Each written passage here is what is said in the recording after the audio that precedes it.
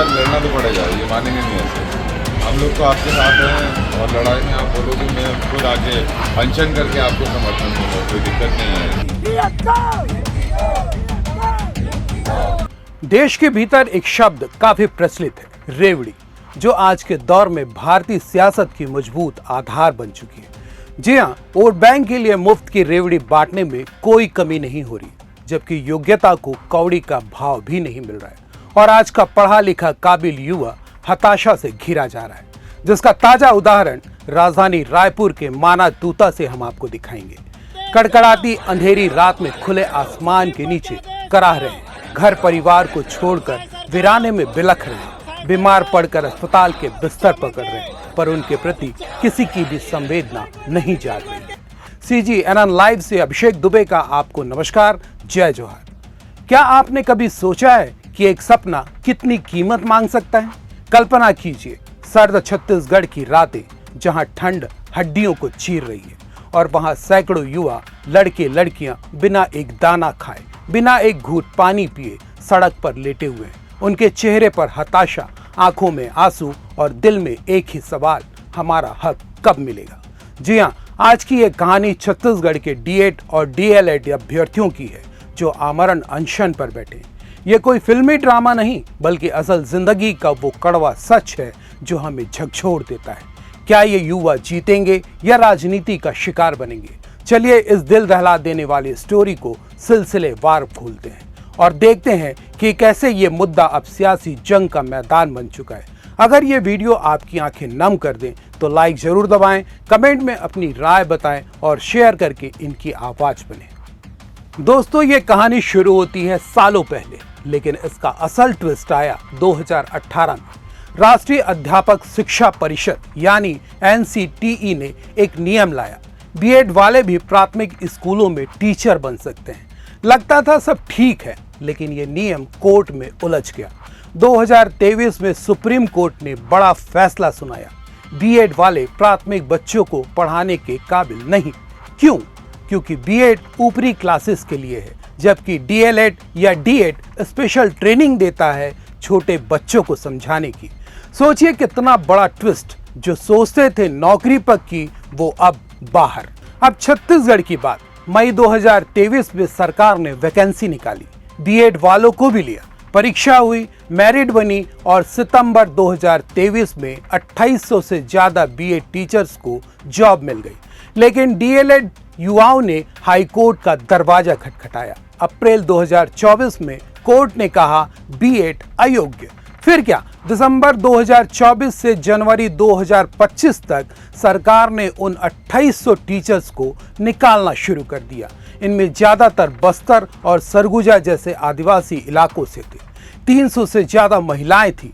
सोचिए उनकी पीड़ा।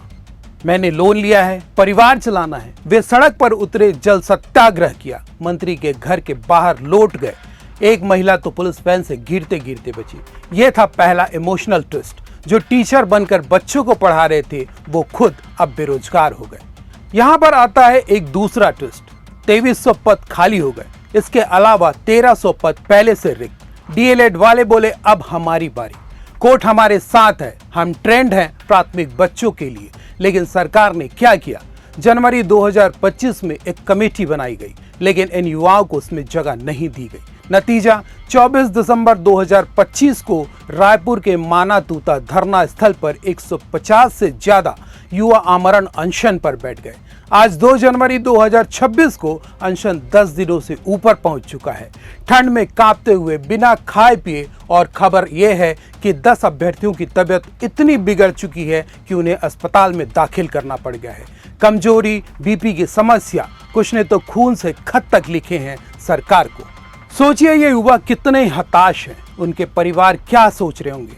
माँ बाप की नींद उड़ी होगी, सपने टूट रहे हैं। ये सिर्फ नौकरी की लड़ाई नहीं, जिंदगी की जंग है।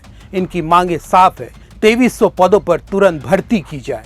वे कहते हैं आदिवासी इलाकों में टीचर्स की कमी से बच्चे पीड़ित हैं, शिक्षा व्यवस्था चरमरा रही है। विधानसभा में मुद्दा उठा, लेकिन शिक्षा मंत्री जवाब नहीं दे पाए। कुल 4000 से ज्यादा लैब असिस्टेंट और 24000 सहायक शिक्षक के पद रिक्त हैं। ये बेरोजगारी का वो जख्म जो छत्तीसगढ़ को साल रहा है, लेकिन सवाल ये कि सरकार क्यों चुप है। उप मुख्यमंत्री अरुण साव कहते हैं हम संवेदनशील हैं, लेकिन धरना स्थल पर कोई नहीं पहुंचा। 10 दिन हो गए, युवा कमजोर हो रहे हैं, एम्बुलेंस तक नहीं मिली, कई को पैदल अस्पताल जाना पड़ गया। ये असंवेदनशीलता नहीं तो क्या है? क्या सरकार इंतजार कर रही है किसी अनहोनी का? ये वो ट्विस्ट है जो दिल को चीरता है। सत्ता में बैठे लोग युवाओं की जान की कीमत पर खेल रहे हैं। और अब आता है सियासी ट्विस्ट। विपक्ष यानी कांग्रेस यहां मौके की ताक में है। 29 दिसंबर को विधायक देवेंद्र यादव धरना स्थल पहुंचे, समर्थन दिया। 31 दिसंबर को यूथ कांग्रेस ने वीडियो जारी किया, सरकार को कोसा। 1 जनवरी को दीपक बैज, धनेंद्र साहू जैसे नेता है, वे चिल्ला रहे हैं डबल इंजन सरकार फेल। लेकिन सवाल यह है कि क्या यह सच्ची हमदर्दी है या सियासी चोला? जब कांग्रेस सत्ता में थी तब भी बेरोजगारी थी, अब विपक्ष में है तो इन युवाओं की पीड़ा को हथियार बना रही है, वोट बैंक साध रही है। लेकिन क्या यह असल समाधान चाहती है या सिर्फ सरकार को बदनाम करके अपना उल्लू सीधा कर रही है? दोनों पार्टियां मिलकर क्यों समाधान नहीं निकाल लेती? ये राजनीति का खेल है जहां युवाओं के आंसू वोट बन जाते हैं। देखो यार, लड़ना तो पड़ेगा, ये मानेंगे नहीं ऐसे। हम लोग तो आपके साथ हैं और लड़ाई में आप बोलोगे मैं खुद आके अनशन करके आपको समर्थन दूंगा, कोई दिक्कत नहीं है इसमें, ठीक है। मैं पीछे नहीं हूँ कहीं से, लेकिन लड़ना पड़ेगा हम लोग को, क्योंकि ऐसे नहीं सुनेगा। रोज हमारे 8 से 10 हॉस्पिटल। मैं समझ रहा हूँ, मैं परिस्थिति से गुजरा हूँ। लड़ाई लड़नी पड़ेगी, मेरे पास भी कोई ऑप्शन नहीं बचा था, इसलिए मैं अनशन पे बैठा तब जाके। भैया कोई ऑप्शन नहीं, सबका दरवाजा खटखटा लिए हैं, हम किसका दरवाजा खटखटाएंगे हो गए हैं। अब हम लोग संवैधानिक रूप से हम लोग का अधिकार है कि अनशन यही हम लोग। दोस्तों, ये स्टोरी हमें रुलाती है, सोचने पर मजबूर करती है। क्या ये युवा अपनी जान देकर भी हक पाएंगे या राजनीति उन्हें कुचल देगी? छत्तीसगढ़ में बेरोजगारी का यह ज्वालामुखी फूट रहा है। आदिवासी बच्चों के सपने दांव पर हैं। अगर आप भी इनकी पीड़ा महसूस कर रहे हैं तो कमेंट में बताएं, सरकार गलत है या विपक्षी खेल सही है।